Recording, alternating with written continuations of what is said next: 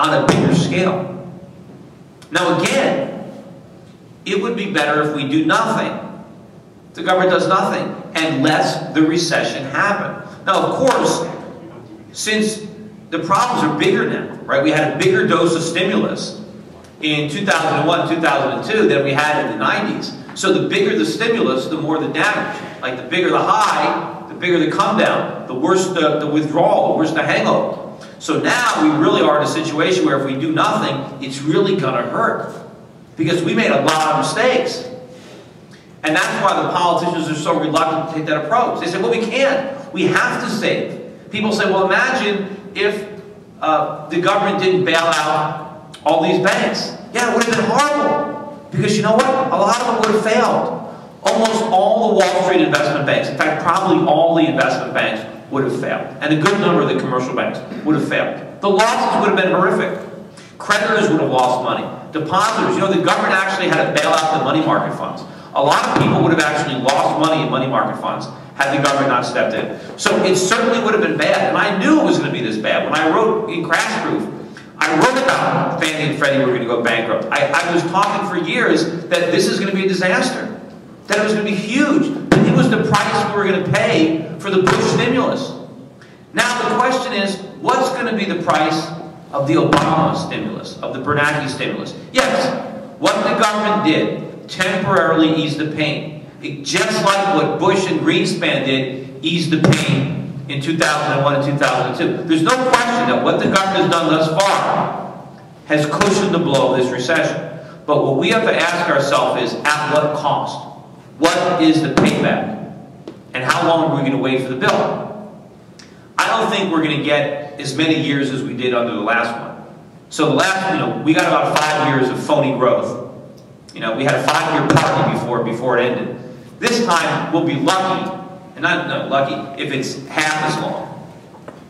But what is going to happen to this economy in the years ahead is going to be horrific in comparison. And we are going to, it's going to hurt much worse. As bad as it would have been to let Lehman, not just Lehman or Bear Stearns, but Morgan, Goldman, B of A, Wells Fargo, a lot of these banks, as bad as it would have been to let them fail, what's coming is going to be worse.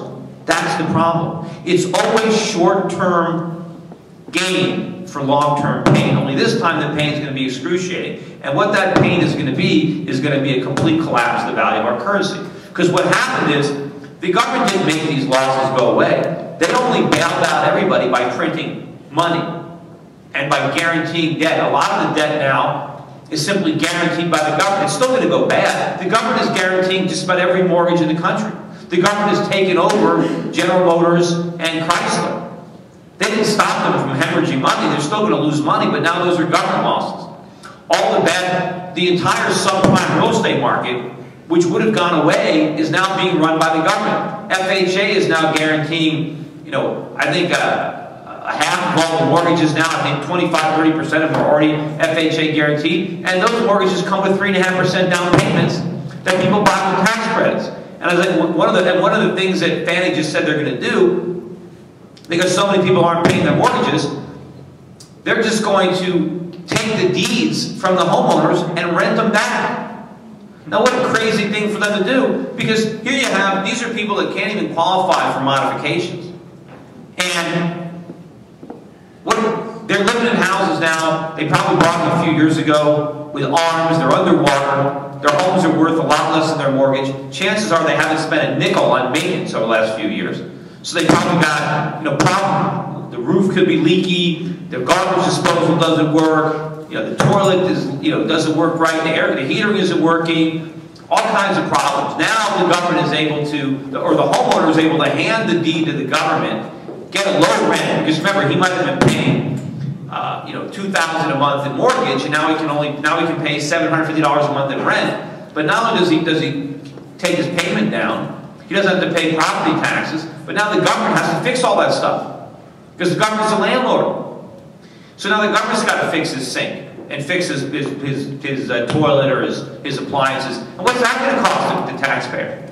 And remember, when a private landlord wants to, repair the sink, he goes and finds the cheapest plumber. The government's not going to do that. I mean, remember, the Pentagon and their $500 toilet seats? Well, imagine how many of those we're going to have when the government owns all these houses.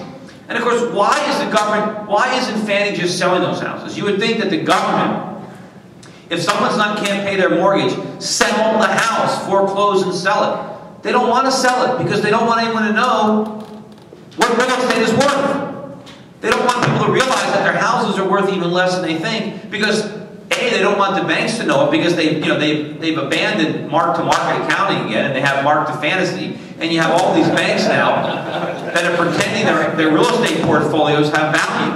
Well, if Fannie and Freddie started foreclosing, everybody would know that they have no value. These banks are all insolvent, but now all the losses are on the government. So I think it's going to be horrific, and I think we're very close. You can hear all the rumblings. The Chinese, we need an alternative to the dollar. They don't want to buy our debt. They don't want our currency. They realize that it's not going to be worth anything. Now, we think that, the Chinese have no choice, right? That the Chinese, they have to buy our dollars because they own so many of them. They don't have to. And especially when, let's say they own $1 trillion, but we're asking them to buy another 5 or 10 trillion, they're going to worry more about what we want them to buy, not what they already own. And you can see, last week the Reserve Bank of India bought about $7 billion. They bought 100 metric tons of gold. Why do you think they did that? They paid over $1,000 an ounce. They realized that the dollar's days are numbered. You're having, people around, central banks around the world are going to be buying gold. So we're not going to be able to finance this the way we did in the 90s and in the early part of this decade by borrowing from the rest of the world. And the idea, we keep thinking too that, well, the world needs to buy these dollars because they need our market. They need to be able to sell us products. That without American consumers, all the people working around the world would be unemployed because there'd be no one to buy their stuff. And this is probably the most asinine concept that will one day, when the historians write about this period, this will be, when I read, you read some of these books. How many people read the Popular Delusions and the Madness of Crowds? It's a good book, and you read that, and you think back, and you think of, you're reading it, how can people have been so stupid? Well, now I know. Because they are stupid. This is how they act in crowds, But the idea to think that, that without us, the workers would be in so much trouble. I mean, anybody, people don't work because they enjoy working, at least most people. They work because they want the production associated with work. And just having a job is not all great. All the slaves had jobs, right? The problem was that they didn't get to enjoy the fruits of their labor. That was why slavery was bad. Well, so just because the Chinese get jobs out of this doesn't mean that they're better off. The key is to get the stuff, right? Not just to get the jobs. Right now, we're getting all the stuff. People think, well, the Chinese can't afford it. Well, sure they can. If they can produce it, they can afford it. Because that's what makes it affordable, the fact that they can make it. It's Americans who actually can't afford all the stuff, because we don't produce it. Or people think that it's somehow, that economic growth, it's all because of demand, that, well, we want things. That the Chinese want stuff too. They're no different than we are. The Chinese workers aren't, in these factories. Let's say you have someone's working in a factory and they're producing, dishwashers. And the workers aren't sitting there, working hard, working 12 hours a day in these factories, making these dishwashers. And they're not just thinking, gee, I'm glad I don't have one of these.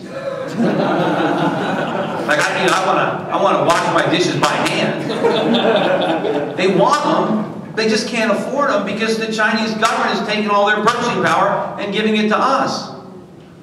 But if they stop doing that, if the Chinese stop buying our dollars, then we couldn't take those washing machines. It wouldn't mean that they'd stop making them. It just means that they would get to consume them too. Right? Then they'd get the jobs and the reward.